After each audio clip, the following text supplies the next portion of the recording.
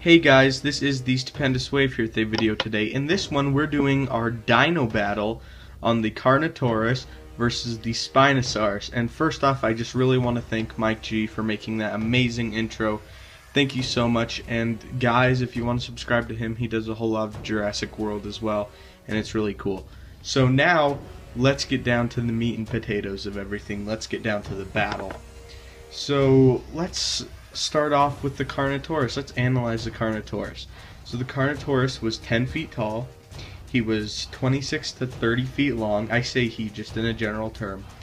It was about a ton, 2,200 pounds, so a little bit over a ton. It had an extremely quick bite.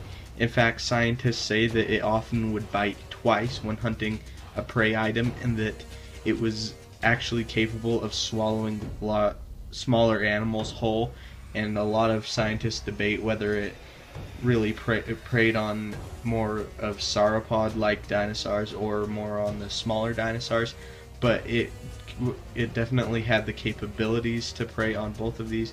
It would often bite twice because of how quick of a bite it actually had, so it can get about 2 attacks in really quick. It has an extremely muscular neck because, of course, he has the horns on his head, and they do use those for ramming, actually. And if something or someone like the Spinosaurus were to get hit by one of those, it probably would puncture it because of how strong this guy's neck was, and, of course, how fast it was, which we'll touch on a little bit later. So, as I said, it has an extremely tough neck. It was built to absorb the shock of hitting against something or ramming something. So of course this animal was built to ram things, basically, which is how they actually competed with each other for territory and mates, which is really interesting. And like I said earlier, this dinosaur, the Carnotaur, is actually one of the fastest theropods that we know about. This was an extremely quick dinosaur. I know that in the Michael Crichton Jurassic Lost World novel, it's not said to be as quick, but in reality this was really one of the fastest theropods, much faster than T-Rex, much faster than Spinosaurus. So this animal is extremely quick, and it could really hunt down its prey and eat them fairly easily because of how quick it was. Now, I am using the camouflage element from the book just to kind of give the Carnotaurus just a little bit of a boost, because of course he is fighting a really formidable foe. So I am using the camouflage that was in the book. In the book it really talks about how the Carnotaurus could camouflage itself, and it actually ate, I can't remember who it was, but I think it was a doctor. The Carnotaurus actually ate it because of being camouflaged. And if you haven't read the Lost World novel, I really recommend it. There's a really awesome sequence with the Carnotaurus, so definitely recommend that. Like I said, it can camouflage itself similar to the Diabolus Rex, and in the novel this is just kind of used to show us how little we actually know about these dinosaurs, but it's not a real life factual thing, but I will be using that to give it a little bit of a boost.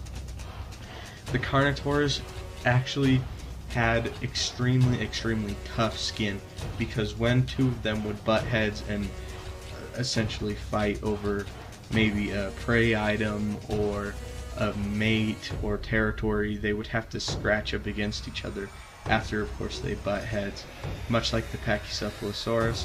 So they had extremely tough skin and tough sides to their bodies, so when they would be scraping against each other, it would not hurt them as much as it would, say, a normal dinosaur if they were to butt heads with each other. So some of its weaknesses are it has really short claws, short front arms, similar to the T-Rex. They're basically useless, similar to the T-Rex. So that's by far its biggest weakness, and of course it is small compared to the Spinosaurus. And its key, what I'm going to give it is for its edge, is it can camouflage itself, which is really going to help because it's going to be able to most likely get to the Spinosaurus first and attack him first. And also it's very quick, so it can also run away, it's really fast. So that's a lot of things that the Carnotaurus has going for it, a very, very formidable dinosaur. So now that we've talked about the Carnotaurus, let's go ahead and talk about the Spinosaurus. So the Spinosaurus was 16.5 feet tall at the head, 23 feet tall at the sail. It was 41 to 60 feet long. It weighed about 20,000 pounds, which is just absurd. It's the largest land carnivore that we know about. It was larger than T-Rex, it was larger than Gigantosaurus. This guy was huge. It has a long snout with a whole bunch of teeth in there, and this is similar to a crocodile, and this is why scientists speculate that the Spinosaurus actually hunted fish, and that it hunted similar to a crocodile, being able to swim in the water and hunt its prey that way, and the sail would actually help maneuver through the water. So very interesting. Like I said, it's the largest primarily hunted fish.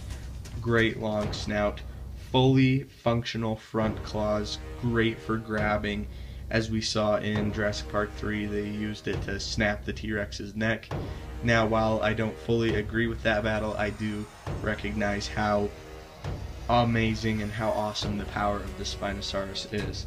So like I said, large functional front claws. In fact, some scientists say that it may have walked on all fours, and similar to a bear, it could stand up and swipe at its enemy or its prey item because after it had become maybe intimidated by something or a little bit nervous about a hunt. So very, very interesting. Like I said, it is an extremely large animal, the largest that we know about, one of the strongest animals that we know about. Of course, it weighed 20,000 pounds, which is really going to give it a big advantage over the Carnotaurus, since it outweighs it by about 18,000 pounds, which is just insane.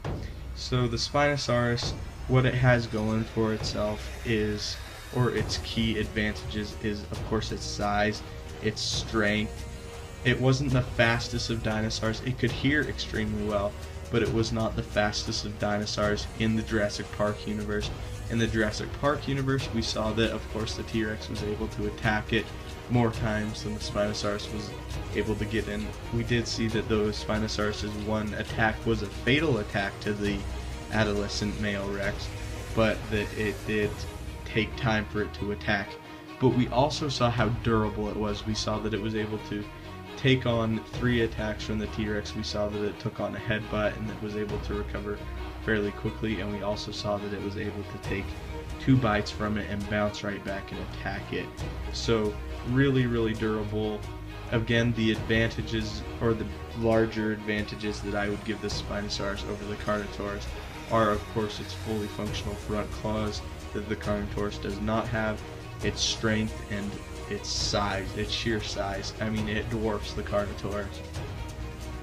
So now that we've set up our 2 combatants, let's go ahead and talk about the winner. So in my opinion, this is a fairly easy decision. The Spinosaurus takes this match hands down. It outweighs the Carnotaurus by 18,000 pounds. This thing just dwarfs it. It's larger. It's got fully functional claws. Now, of course, this Carnotaurus can sneak up on it because we are using the camouflage, and that it could bite it. It could get 2 good bites in, but after that, I think it's going to give away its position. The Spinosaurus is going to know where it is. It's going to go after it. It's going to catch it, and it's going to eat it or just defeat it.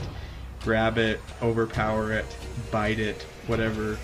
It is just the stronger dinosaur. It is the larger dinosaur. This is, in my opinion, an easy match to call, the Spinosaurus being. I will show a picture, just the size difference of this. If you can just picture if these 2 animals came head to head, and the Spinosaurus would just pick up the Carnotaurus and bite it. Fairly easy match. The Carnotaurus, of course, can headbutt. I'm not saying that the Spinosaurus would walk away without a single scratch on it or anything. It, of course, would get beat up, but it is a fairly easy decision because of the size.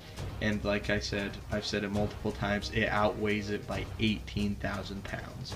So anyway, who do you guys think would win? Leave your thoughts in the comments. Stay tuned. I am doing a Dino Battles update video, or announcing some of the battles that were suggested to me, the ones that I selected. So really cool. I have about 3 battles that you guys should really stick around for. Again, thank you so much to Mike G. Check out the Dino update. Subscribe to Mike G.